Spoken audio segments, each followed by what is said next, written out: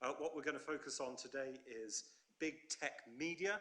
So that's the media that everyone's looking at most of the time. It's gluing our eyeballs. It's created new concepts like doom scrolling. And it's a really important dynamic field of regulation that not just the UK, but pretty much every major country on Earth is having to grapple with. Starting idea actually goes back before big tech media came along, which is that nothing travels faster than the speed of light, with the possible exception of bad news. Famous words from Douglas Adams in Hitchhiker's Guide to the Galaxy. And this, of course, creates one of the big regulatory problems behind big tech media, which is that what we want from our internet, and it's an open world, we want reliable content, we want to be informed, but that's not really the way it's been working out. So the government's pledges start with the Labour's manifesto in 2024.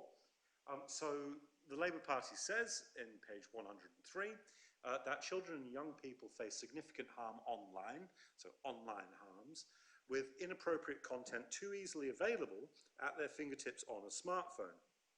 We've seen an increase in extreme misogynistic content online, driving a culture of violence against women. Labour will build on the Online Safety Act, bringing forward provisions as quickly as possible and explore further measures to keep everyone safe online, particularly when using social media. So that was the manifesto in the run-up to the July 2024 election. But as we all know, soon after that, riots broke out across the UK. You had people attacking centres where asylum seekers were housed. You had the rhetoric from the previous Conservative government, stop the boats, being emblazoned on far-right banners across the country. You had people burning cars, burning property, burning houses, attacking police, lots of damage, lots of fights. And in the middle of it all, you had the owner of one of the biggest online platforms, Elon Musk, who just bought X for $44 billion, saying that civil war in Britain was going to be inevitable, and also tweeting out fake news stories like this one just here, that the Prime Minister, the new Prime Minister, Starmer, was considering building emergency detainment camps on the Falkland Islands. Completely fabricated, made up by a fascist group, but tweeted or posted by Musk with around 1.7 million views when this screen grab was done. So, you know, what was there in the manifesto obviously wasn't enough. And soon after that, Starmer said, let me also say to the large social media companies and those who run them, violent disorder clearly whipped up online, that's also a crime. It's happening on your premises, and the law must be upheld everywhere. And so, on top of this, we've had an op-ed from Starmer in October 2024 about not just the response to the riots, but the larger issue of why online media regulation matters, and particularly focusing on journalism. So in this op-ed, he says a number of things, but in this quote, he says, journalism is the lifeblood of democracy. I'm determined to show that traditional democratic values are the only way to deliver the change that working people need. And that is my political project in a nutshell. So nice thing to have in the last lecture in this series. We've got the entire Starmer political project in a nutshell, which is centered on traditional democratic British values. And he says, there can be nothing more traditional, democratic or British than a robust free press fearlessly holding the powerful to account. And one might suspect that we may have in mind powerful people like the richest man on earth, Elon Musk, with a very large online platform, fearlessly holding them to account. So if we take together a combination of manifesto pledges and political statements, and this is going to be what we go through in the lecture, I think we can group the pledges that we've had from Labour into sort of three main principles.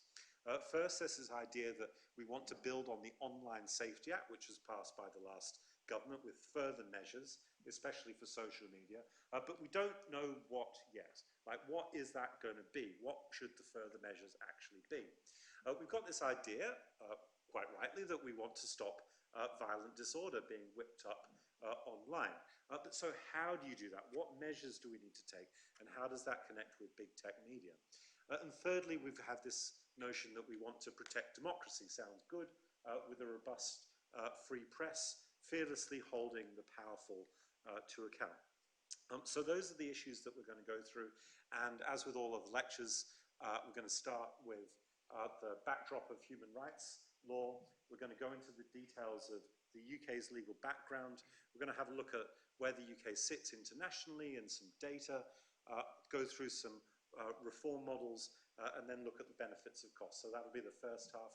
And then the second half, we'll have a discussion, and we've got Dr Bernard Keenan from UCL, who's going to launch the discussion with us, and hopefully there'll be lots and lots of interesting ideas in the second half to talk about. Okay, so turning first to human rights. What are the human rights that relate to this field of law? Well, I think the first one is that there's a right, not in so many words, but really I think it's getting at a right to democracy, or as it's phrased in the Universal Declaration of Human Rights, the right to take part in the government. Now, it doesn't say democracy because, of course, at the time, in 1948, not all countries were democratic, but the idea of representative government, the idea that there's one person, one vote for a legislature, that legislature respond to the interests of people, that people should have a right to take part in government through representative institutions, is there enshrined in international law. At the heart of democratic polities is freedom of expression and freedom of speech, as that's put in the Universal Declaration. There's a right to receive and impart information and ideas through any media and regardless of frontiers.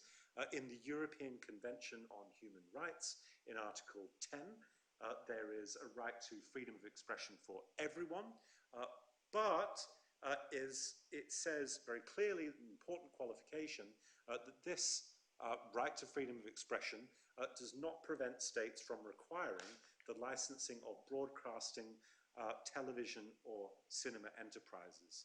So, of course, that was drafted in 1950. That's when the European Convention on Human Rights, the big post-war human rights document for Europe was written. And they didn't have the internet back then. But these were the main forms of mass media, and the drafters of the convention knew that you had to control mass spread of misinformation in a different way to just some person shouting at Speaker's Corner because of the impact that it could have on democracy. Freedom and pluralism in the media and respect for freedom and pluralism is also an important idea in human rights law relating to the media. We find that in the Charter of Fundamental Rights for the European Union. And in the case law on freedom of expression, we also see this notion that there's a right to freedom of expression, but that has to go hand in hand with regulation of freedom of expression. And in fact, regulation is important to ensure that everybody has an equal right to free expression. So paradoxically, it's not the case that regulation limits people's freedom of expression. It can also build up people's right to equal freedom of expression because of the fact that in mass media and with modern technology, people who own the means of the media can drown out those who don't have access to the same resources. So that idea comes across very strongly in one of the leading cases called Animal Defenders and the Secretary of State for Culture, Media and Sport. This was about an ad that was put out by a campaign group, Animal Defenders, which was attempting to get people to support the cause of stopping animal cruelty. But it was blocked from being played on television because it was about a political cause and we regulate political advertising. The House of Lords said when Animal Defenders complained that blocking the advertisement from playing was not a breach of the right to freedom of expression protected under Article 10. And in doing so, Baroness Hale in a concurring judgment, said this. This is one of the main reasons why we have regulation of the media. In the United Kingdom, she says, and elsewhere in Europe, we don't want our government or its policies to be determined or be decided by the highest standards. Our democracy is based upon more than one person, one vote.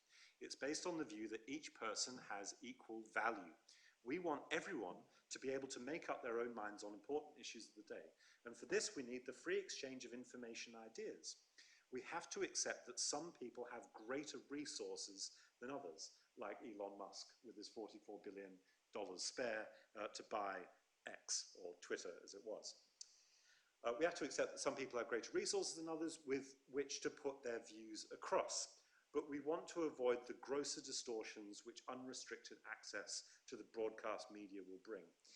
And so that is the justification, I think, or one of the main justifications for why we have media regulation, including limits on political advertising, like in this case, but also regulation of standards in the news and in broadcast, media ownership regulation, the whole lot. It's about ensuring that each person's equal value is respected, more than just one person, one vote.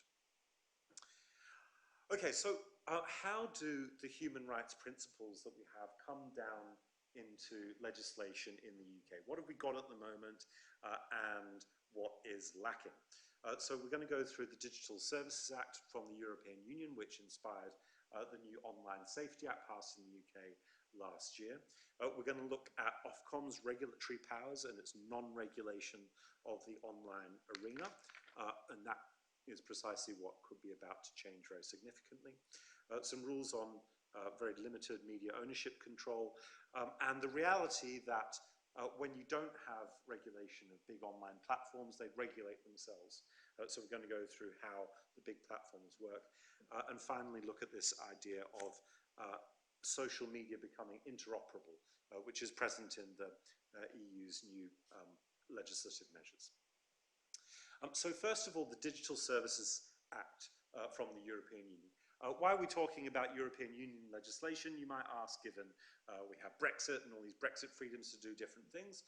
Well, the answer is that the European Union is still the major trading bloc next door to us, and its legislative developments are very important because we probably want to align our regulation with EU regulation, regardless of Brexit, in order to ensure that barriers to trade are not worsened. But also because the standards set by the EU are usually things that we want to go along with. And certainly under the Labour government, we're probably going to see almost complete, if not total, regulatory alignment. So this is what inspired the Online Safety Act that we come to in UK law next. But it's useful just to run through the provisions of the Digital Services Act first. So Article 33 says that the regulation applies where a platform has 45 million users in the EU or more, and a platform is designated as a very large online platform by the European Commission. There's no duty of online platforms to monitor all the stuff that's going on the platforms, all the messages and posts, but there is a duty to act on any order that's given by a nation state, a member state authority to remove illegal content. Okay, so that bit is the key. So there's a duty to remove illegal content, and we'll get into what that is. There's also provision requiring that rules or terms that the platform has on algorithms and decisions made by algorithms have to be transparent if they restrict the way that the service is used. And hosts of platforms have to have a system for notifying and promptly taking down illegal content. And if you're a platform and you know about any kind of criminal offence, or you've got a suspicion of a criminal offence, you've got to notify the authorities. And that partly speaks to what wasn't happening before, which was Facebook and the others knowing about lots and lots of crimes and not telling anyone about it and hoping that nobody would notice. The platform should draw up codes of conduct for best practice, and if there's breach of any of these rules, there are potentially very big fines, up to 6% of worldwide turnover. So who does that actually apply to in practice, you might ask? Who is a very large online platform? And this is the list designated by the European Commission about a year ago. So we've got Amazon, we've got Facebook, we've got Instagram, I mean, all the ones that you know, YouTube, Wikipedia, TikTok, Pinterest, Snapchat. And so they came up with this sort of A to Z list first, and they left out the porn sites, perhaps because they were a little bit embarrassed, so they added them belatedly in December 2023. So that's the big list of very large online platforms that are subject to the Digital Services Act. Now, although we're outside of the EU, as we know, we've got mirroring legislation, and this is what it's called, the Online Safety Act 2023. And you see pretty much the same things. So Section 9 says that there's a duty on user-to-user platforms to carry out illegal content risk assessments, including in the way that algorithms are used to disseminate any information. So you've got to have a sort of proactive ex-ante system to assess what the risks are in order to combat them before something goes wrong. Then in Section 10, there's a duty to take proportionate measures to prevent people encountering any what they call priority illegal content and to swiftly take down normal illegal content. What's the difference between the two? Well, illegal content is really anything that involves an offence under an Act of Parliament or an order or regulations. So sort of run-of-the-mill illegal content. Priority illegal content, which gives you this duty of your platform to make sure nobody ever encounters, includes anything related to terrorism, child sex offences, and then a really quite lengthy list of offences listed in Schedule 7. So that can be things like threats to kill somebody or serious criminal offences.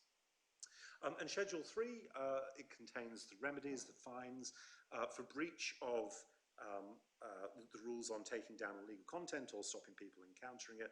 You can be fined £18 million or 10% of your annual turnover, whichever is higher.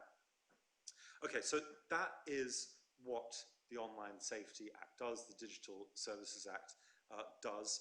But what people were asking after the riots is, will this help? And one answer was, well, no, it isn't going to help because it wasn't brought into force yet, but also it's doing much less than dealing with the original problems, or some of the original problems surrounding the riots. Think back to Elon Musk's tweet, the owner of the platform tweeting a fake news story disseminated by a fascist about concentration camps on the Falkland Islands. Nothing in the Online Safety Act to deal with problems like that, or the spread of the idea that there's going to be a civil war. Those things aren't per se illegal, or there isn't necessarily an easy criminal offence that you can point to that has been breached. There's a number that you could try and argue, but there is much, much wider regulation that isn't in here. So now let's look at that, because Ofcom, the Office of Communications, has regulated television and radio for a very, very long time. It regulates broadcasting. Starting point is that if you are a broadcaster for TV or radio, you've got to get a license to operate. And you've got to show that you're a fit and proper person. The thing is that if you are running something that is equivalent to television on the internet, or something like a podcast, which is equivalent to the radio on the internet, then there is no requirement to get a license at all. There's also no standards for journalists to have autonomy or editorial control. The Broadcasting Act 1990 is really just about television and radio, or at least it's been limited in its application to television and radio. And then we've got rules pretty comprehensive for television and radio that Ofcom enforces to ensure that content is accurate, that it's balanced, that it protects under 18s, that there's no encouragement of disorder, and that it's not unduly offensive or harmful. But Ofcom doesn't exercise any jurisdiction to regulate online television or radio, including the big social media channels and broadcasters like X, like YouTube, like Instagram, like Telegram. So all those powers are there in sections 319 and 320, and there's a good debate to be had, I think, about whether the word broadcasting in the Communications Act applies to broadcasting on the internet, but the way that it's been interpreted at the moment by Ofcom is that we're not going to touch online media, we're just going to regulate traditional media until we get some kind of change in legislation. Now, the EU legislation related to this, the Audiovisual Media Services Directive, has some of the similar limitations. It says that member states have to ensure that audiovisual media, TV and radio, doesn't have incitement to hatred or violence. There shouldn't be any subliminal advertisements on TV. You shouldn't have discriminatory content, but this doesn't go to online stuff. There is a new article, 28B, which says that video sharing platforms should do some of the things which are coming in through the Digital Services Act anyway. So minors, people under 18, should be protected from videos that have harmful content for physical, mental, or moral development. They should protect the public from the incitement of hatred and violence, and criminal offences should be stopped. But it's very, very limited. The key thing that is not there for online media, those provisions in section 319 and 320, sort of broader regulation of accuracy and impartiality in content. So what about ownership of the media? Section 3 of the Communications Act says that Ofcom should maintain, or it should ensure that a sufficient plurality of providers of different television and radio services is maintained. So we want to make sure that we have different voices in the media. It shouldn't just all be a state-controlled media like the BBC. It shouldn't just be one monopoly private provider. We want plurality. We want different voices. And pursuant to this, in section 391, Ofcom regularly is meant to do a review of media ownership and report to the Secretary of State. There's one or two small specific rules, like if you own 20% of a national newspaper, you're not allowed to also own ITV, the independent television station, Channel 3, usually. So cross-ownership is limited to some degree, and really that was about Rupert Murdoch not buying ITV. So good, very, very, very limited, but you know, it's something there. Main point is nothing online whatsoever, nothing for ownership standards online. Now, these are the big online websites. These are the, but ranked according to numbers of users visiting them. And we're going to go through all of them. So at the top, the biggest websites in the world by visits are Google and, but more importantly for our purposes, YouTube. Third, fourth, and fifth place go to the companies controlled by Mark Zuckerberg's Meta. So Facebook, Instagram, and WhatsApp. And just out of interest, show of hands if you've got, hands up if you've got WhatsApp on your phone. So that's everyone. Hands up if you've got Instagram. That's the younger people, yep, good. Hands up if you've got Facebook. Yeah, it's older people. Hands up if you watch YouTube once a week. Okay, that's what most of us. Yeah, so you see the point. I mean, these very large online platforms are ubiquitous in society. X is number 6. This was recent. That's probably going down. And then 7th is Wikipedia, the online encyclopedia. Okay, so if we don't have anything to regulate, if we don't have UK law regulating these big online platforms, then almost by definition they are regulating themselves. So how are they controlled internally? What is the governance structure of these big internet companies? And the answer is that they're pretty top-down. So just run through the main ones. First of all, Meta. This is a company which is, as I say, owns Facebook, Instagram, and WhatsApp. It is entirely controlled by Mark Zuckerberg. He has, however, only 16% of the shares. So he has a pretty small minority of share capital, but he has multiple votes on these shares, unlike the other people that are invested in Meta. So he ends up with 60% majority of the voting rights in Meta. Now, it used to be, before the initial public offering of Facebook in 2012, that if you were a service user on Facebook, then you had a right to vote on changes and reject changes in its data use policy. So this was all the privacy policies. But then when they did their IPO, Facebook said, nah, we're going to get rid of service user voice. That was gone. They changed all the privacy rules, and this led to a rather bad set of consequences. Most notably, you had apps that were able to access user data and also access all the data of friends through an app. If it was accepted by one person, it could be accepted. They could look into the profiles of any friend that you had, so maybe 300 people, 500 people, 50 people, whatever it is. And one of the worst consequences was that a company called Cambridge Analytica set up to scrape lots and lots of data from different apps to gather information on voters in the United Kingdom. And then it did targeted political advertisements on Facebook during the Brexit referendum. So billions and billions and billions of ads were shown to people in the last week by Vote Leave, and that had at least a significant influence on the way that the vote was done. Cambridge Analytica, after Brexit, went and worked for the Ted Cruz campaign. Ted Cruz lost to Donald Trump, so then Cambridge Analytica went and worked for Donald Trump, and of course Donald Trump was elected for the first time in 2016 with Cambridge Analytica's help. They said that they did voter profiles on over 300 million American voters and then targeted them with ads in 2016.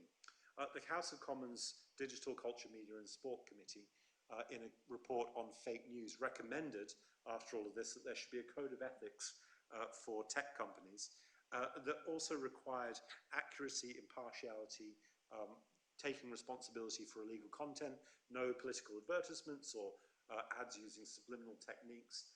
None of this has been brought into legislation. What we have is the much more limited stuff in the Online Safety Act. And you can see what they're talking about in that report is something like the standards we've got in television and radio, but it hasn't been done yet. Okay, so Meta, top-down control, big problems in the way that it's been run, and it's been exploited for political purposes in political campaigns. Not even going to talk, we don't even need to get into Russia and Kremlin's active measures in the elections. There are big problems already just looking at this.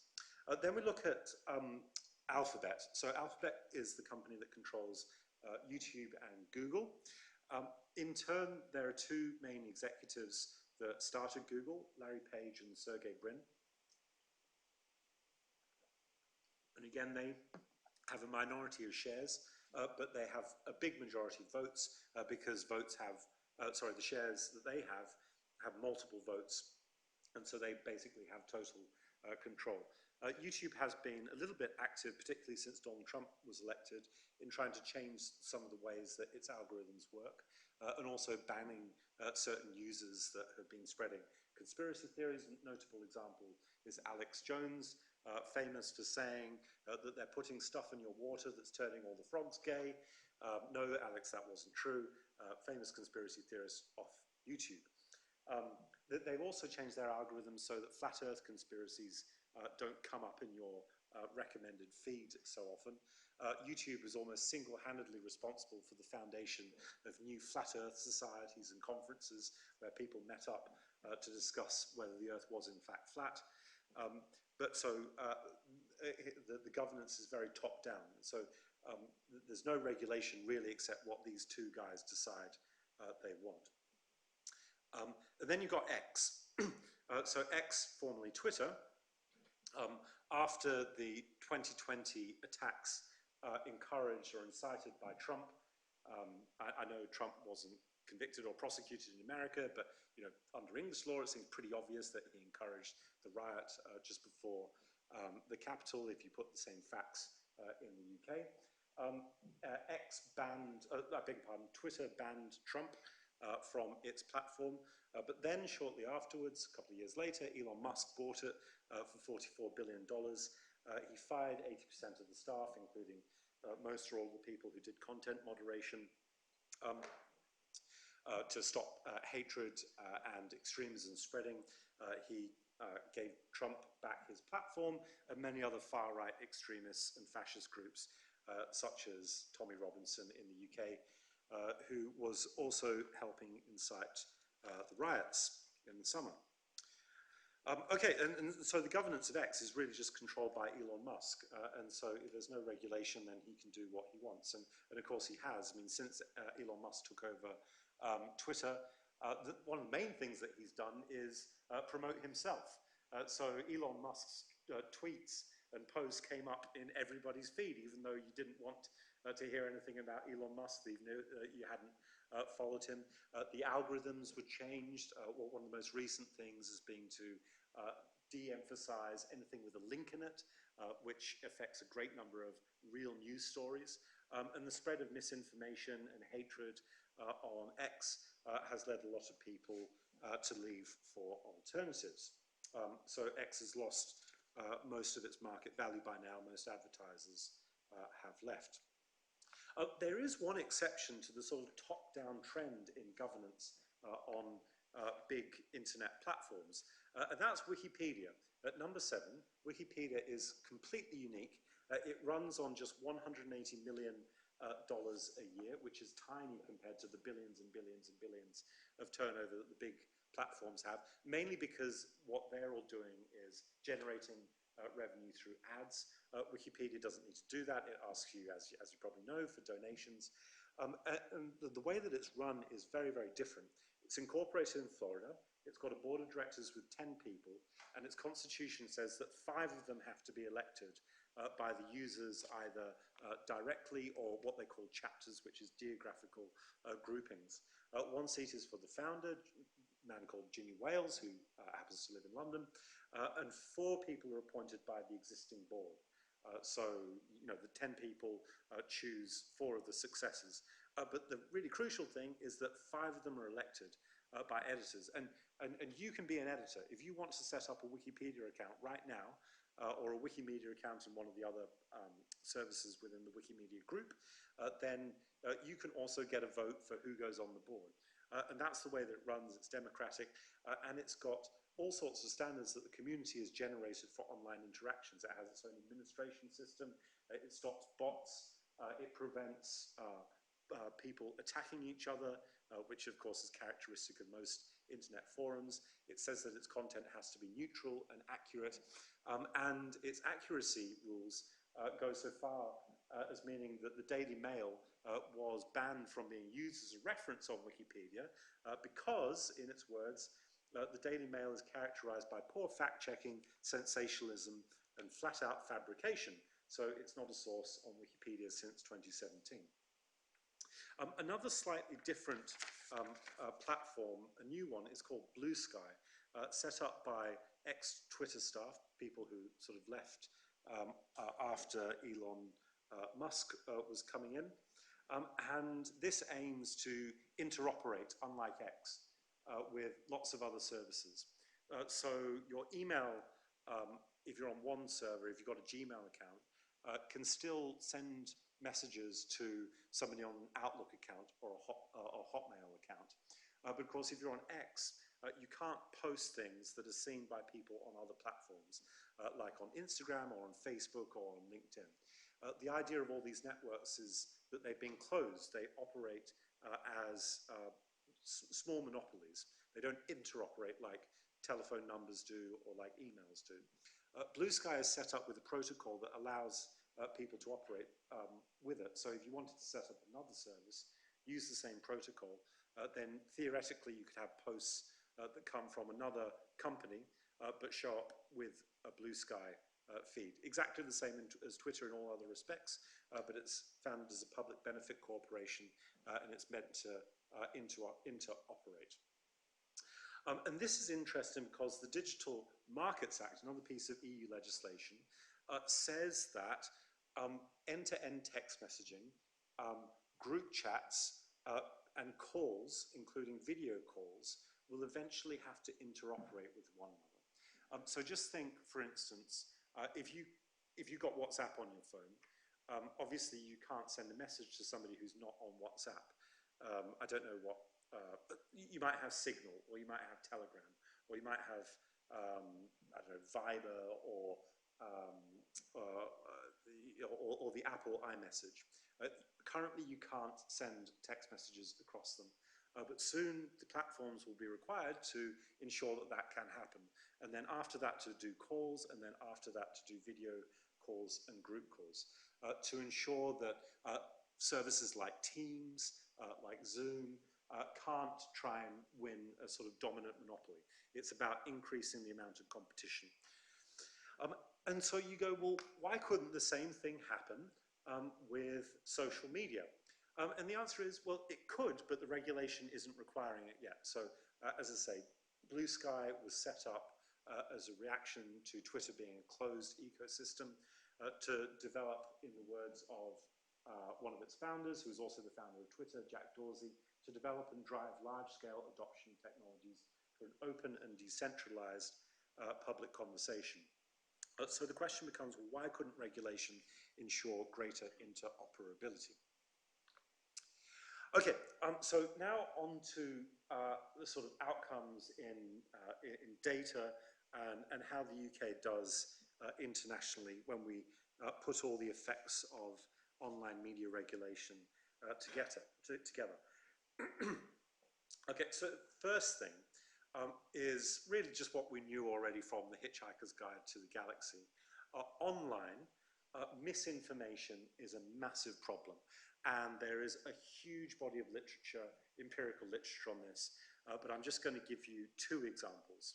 The first was a study by Vizughi in Science, which looked at a Twitter data set from 2006 to 2017, and rumors spreading amongst 3 million people, and it found that the top 1% of news cascades diffuse between 1,000 and 100,000 people, whereas posts that were about the truth rarely diffused to more than 1,000 people. So very, very simply, lies spread more.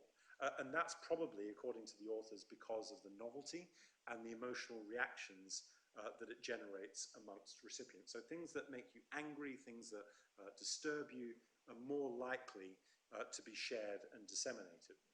Social media also fosters conspiracy theories.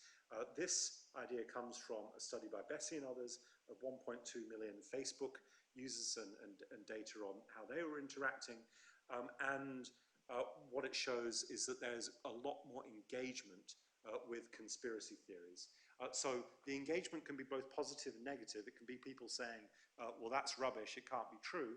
But the very fact of engagement creates more people looking at conspiracy theories and ultimately a few people buying into them. So you get these ecosystems of conspiracy theories growing up, like the Flat Earth Society that I mentioned before that came out of YouTube. Now, does any of this matter? I mean, that's just a few 100,000 people. How widespread is this problem? Well, pretty big when we look at where we all get our news from.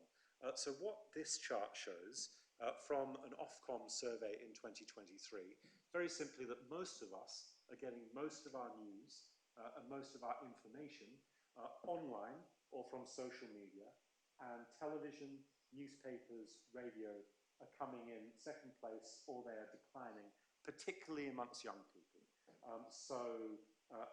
In the yellow, we've got young people aged 16 to 24. In purple, we've got people 75 and above. And the trend is all one way. It's all going online. So that means if we're not regulating online, and there's a big problem with misinformation online, we've got a very big problem socially. When we look at the top 20 news sources in the United Kingdom, this is the list from 1 to 20. BBC One is at the top, but then Facebook is number 3. And if we go down a little bit, still called Twitter back then, you see the percentages in the 2023 column. 30% of people are getting most of their news from Facebook. Then the next orange arrow, 17% from Twitter, 16% from Insta, then WhatsApp, and my word, even TikTok at 10%. So lots and lots of media coming from online sources that are completely unregulated and potentially spreading flat earth conspiracy type theories or hatred or misinformation that causes riots. When we look around the world, it's not just the UK. Everyone's going online everywhere. And as the internet has got bigger and bigger, Freedom House does a ranking on trends in democracy, and they have found that consistently since 2005, democracy has been in decline. So this chart shows Freedom House's ranking, and in the blue arrows above, it's the number of countries around the world which improved on Freedom House's democracy and freedom index, and below in the red, it's the number of countries which deteriorated in the Freedom House ranking. And very simply, more countries are getting worse than countries that are getting better. Then if we look at the mental health aspects of social media, I mean, everyone knows what it's like doom scrolling, and I don't know if you've ever felt this before, but if you're feeling bad, you might stare at your phone a little bit longer on bad days than on good days. The UK already has pretty significant problems with depression and anxiety. And so what you can see here in the green line is where the UK ranks compared to other countries in 2019. So obviously everyone got depressed in 2020. Why? Because of COVID. And then we were still depressed by 2022. But so what I'm interested in is the white column. And the UK was the highest ranked country out of these OECD countries for depression in 2019, except for Mexico. We're roughly level with Germany and France. When we look at anxiety, we're pretty bad as well. So 2019, 2020, 2022, we've got data for the UK, and again, the green line, we're only being exceeded by Korea, United States, and Mexico, countries with significantly more problems of inequality. That might explain some of it, but some of it might also be explained by the penetration of internet usage and social media. Okay, so what are the models and options that we might have to address the basic problems that we started with, that Labour wants to deal with, to make sure that social media is improved, that we go beyond the Online Safety Act, and to meet problems like the riots, and to protect democracy. Well, the first thing is very simply that you could adapt the existing rules. You don't need to reinvent the wheel. You can adapt the existing rules that Ofcom has for accuracy and impartiality to the way that platforms work for algorithms. So you can't just sort of lift all the rules from TV and radio and put them online, but to a great extent you can adapt them without too many changes. So that's the first thing. You apply the Communications Act 2003 or adapt it to online standards, and to make sure that you're not managing the whole internet, you do what the European Union Digital Services Act has done, which is identify very large online platforms, so that Ofcom isn't trying to regulate everything, but they're just trying to regulate like the main media sources, like in those top 20. Second thing that you can do is you can require licensing of online medium platform owners.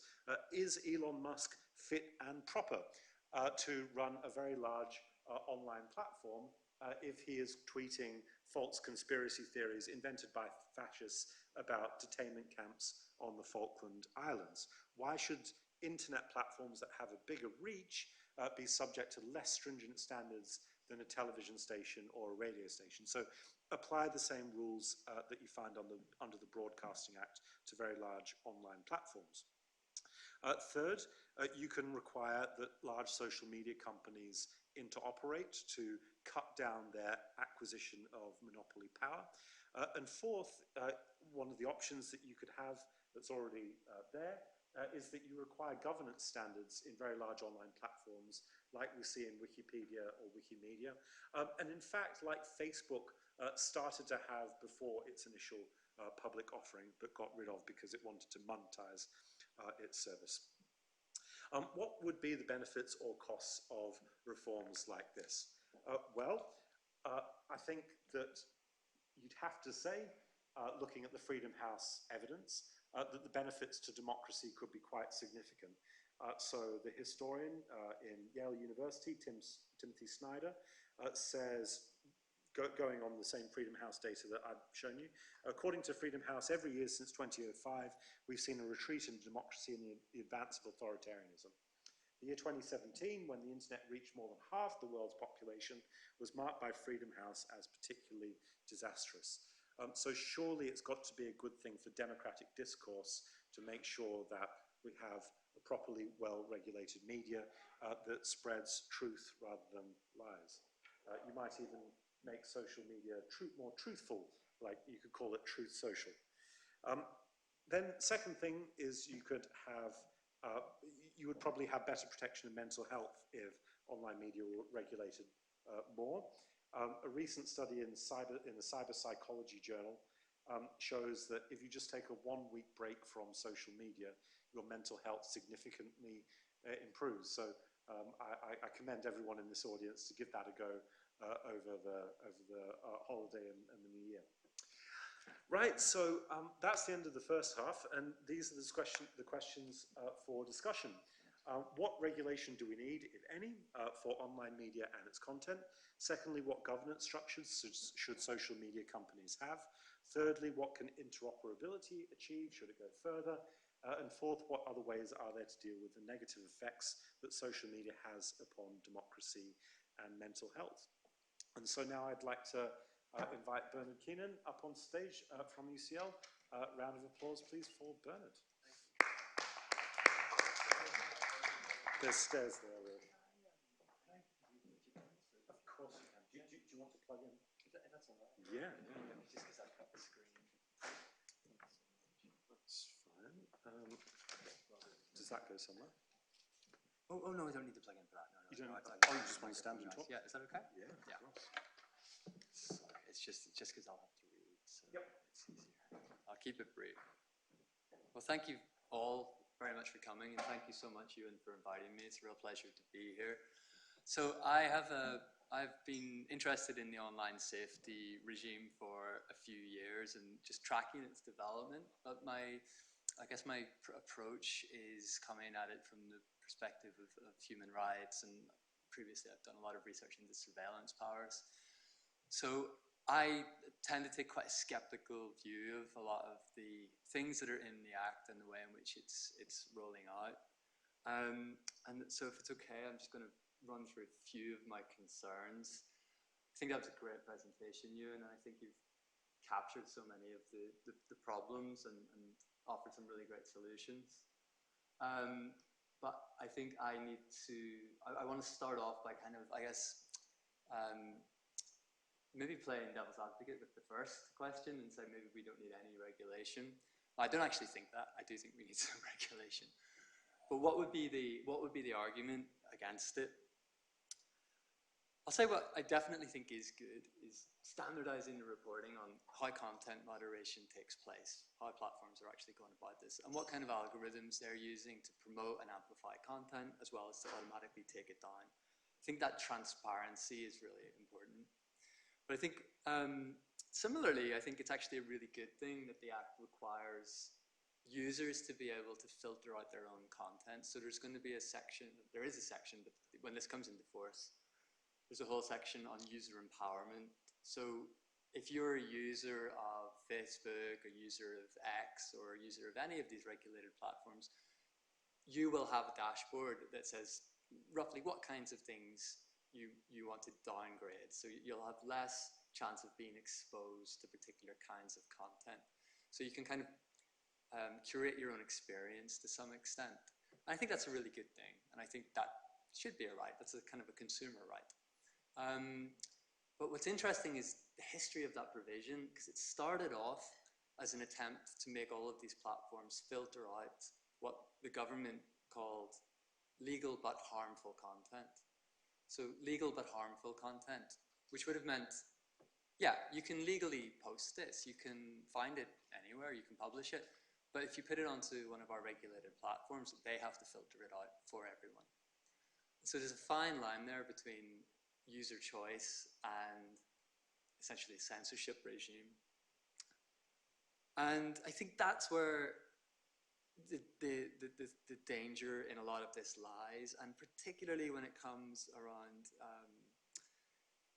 well, for one thing, we could talk a little bit about age verification. That's something I don't think the UK public has fully understood. If you are going to be on a platform that is not deemed safe for children, or if you're going to access pornography, you will have to verify your age. So that is coming, that's going to happen. And there's no real provisions in the Act for how that happens. There are different ways of doing age verification. You could set it up in a way that's interoperable, fully privacy preserving. You could imagine a system whereby if you're old enough to go and buy a pint of beer, you could actually do this in a pub.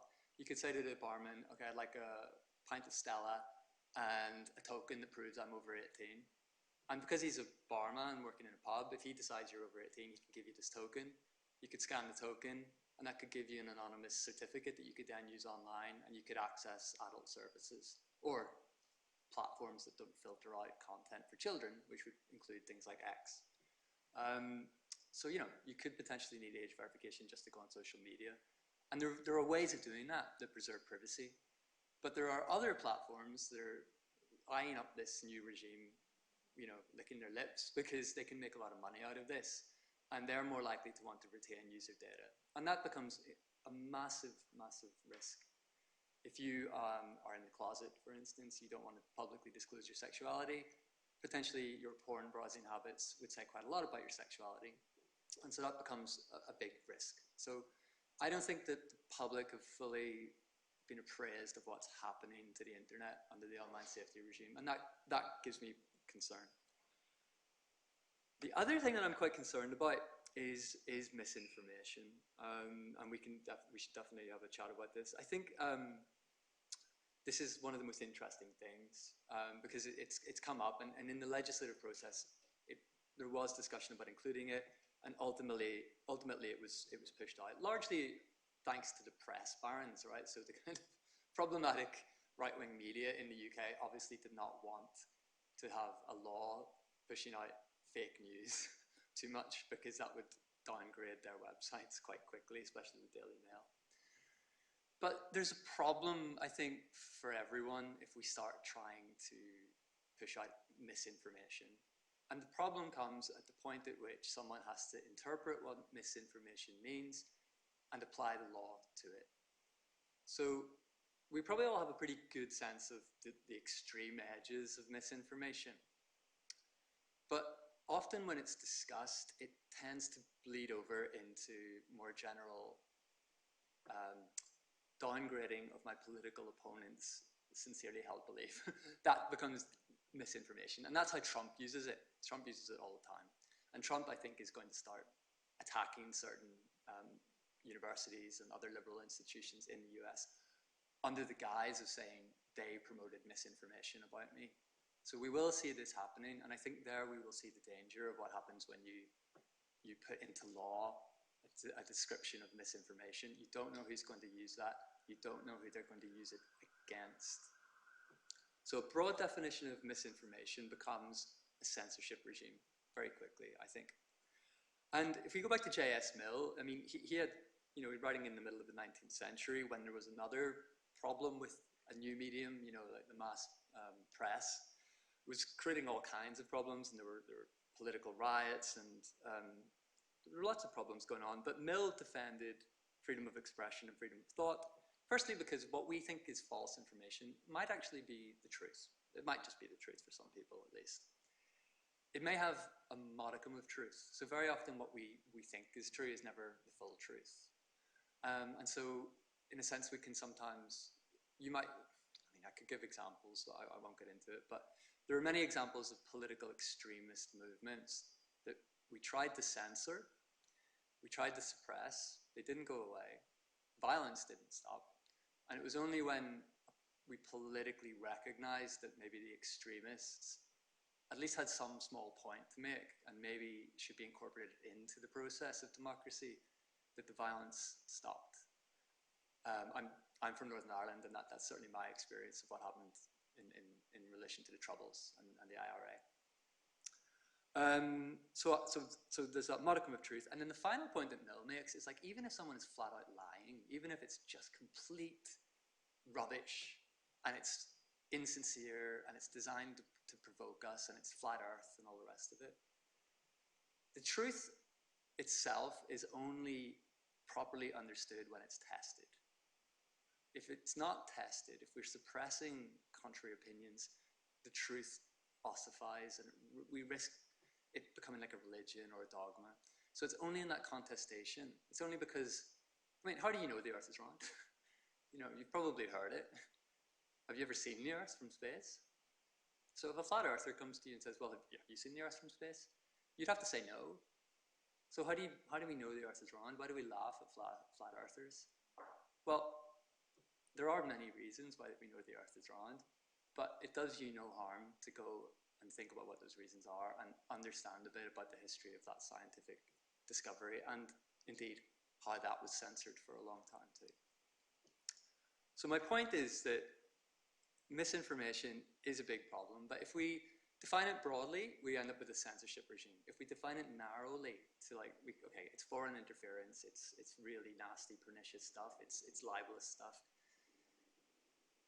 Then we have to ask, well, how big a problem is this really? And when we see it on social media, are we seeing a major problem in society, or are we seeing social media, right? Where it is possible to spread conspiratorial ideas. It's possible even to enjoy them on some level and to use them to provoke people politically. We don't necessarily know that people are actually going to go and act on their beliefs. And let me just ask very quickly, when Elon Musk tweeted in the summer that the UK was descending into civil war and a race war, and there was going to be concentration camps for right-thinking people, did anyone here believe him? Did anyone hear about what he did and maybe downgraded their rating of Elon Musk? I don't know, maybe. Maybe you already thought he was an idiot. But my point is that when Elon Musk tweets out saying, this is happening in the UK, probably most people who hear that will think, well, I thought better of Elon Musk. Maybe I'm not going to look so much at his website. And that maybe explains why Blue Sky is becoming really popular. The final point I would make is that when we do regulate in this way, we inevitably increase the costs of creating these kinds of services and running them. And the reason why that matters is, okay, yeah, when we're talking about the major platforms with hundreds of thousands, millions of users, yeah, they should be paying more. They're creaming off profits for running a pretty dirty business. But when we think about how we get to a healthy internet ecosystem, I think it depends on people having the freedom and the capacity to start alternatives, to do things like the Fediverse, to run their own small-scale servers, or even to run Wikimedia.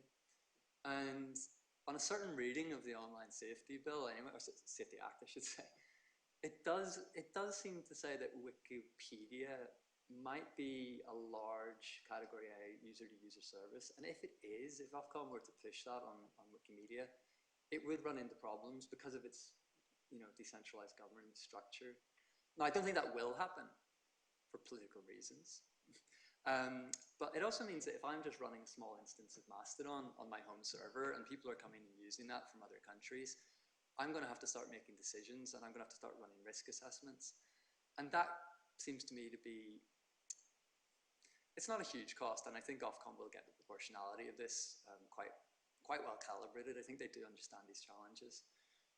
But I think those are the reasons why I would be quite skeptical about the long-term implications of creating a regime whereby we are legally requiring content-based decisions to be carried out, whether it's by platforms themselves or by Ofcom as a regulator. Ultimately, I think these problems can very quickly become politicized and have effects that we don't necessarily anticipate. So, against my better judgment, because in other ways I'm quite in favor of strong regulation, I do have serious concerns about some of the regulatory measures that are now coming into play. So those are my initial comments. Great. Well, yeah, have a seat. And if I could just ask a couple of follow-up questions.